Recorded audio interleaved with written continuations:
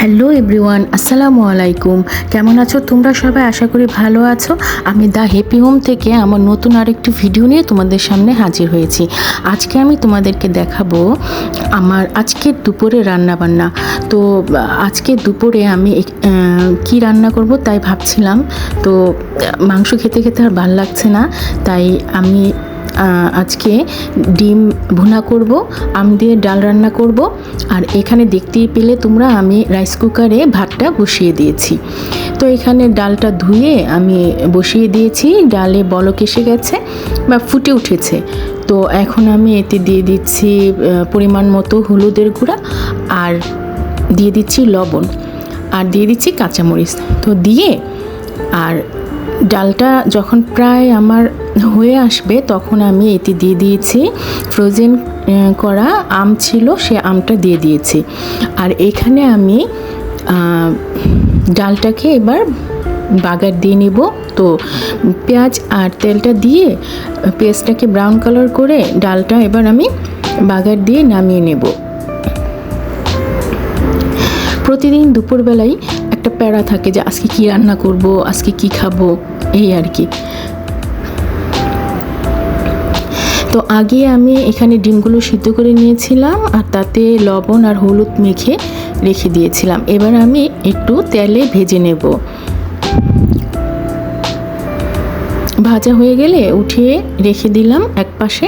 আর এবার সেই কড়াইয়ের মধ্যেই আমি পেঁয়াজ কুচিগুলো দিয়ে নিচ্ছি। যেহেতু আমি এটা ভুনা করব তাই পেঁয়াজের পরিমাণটা একটু বেশি করে নিয়েছি।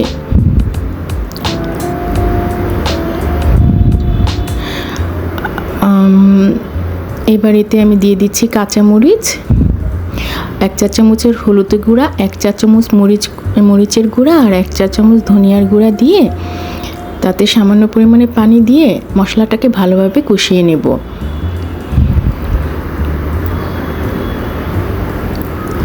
তো মশলাটা ভালোভাবে কষানো হয়ে গেলে আমি এর মধ্যে ডিমগুলো দিয়ে দিব।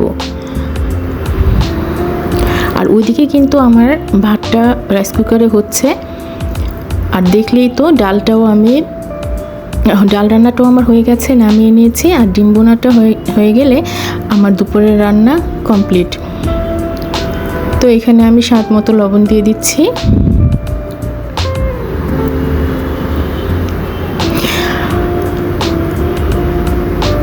এবার সামান্য পরিমাণ পানি দিয়ে ঢাকনা দিয়ে ঢেকে দিব।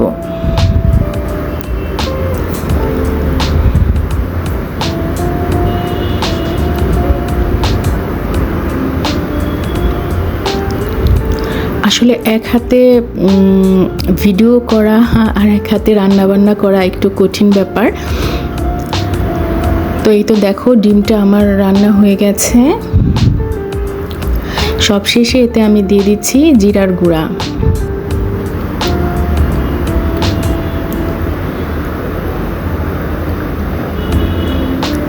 এই তো তরকারিটা আমার ফাইনালি রান্না হয়ে গেছে। এদিকে দেখো আমার আম দিয়ে ডাল রান্নাও কিন্তু হয়ে গেছে।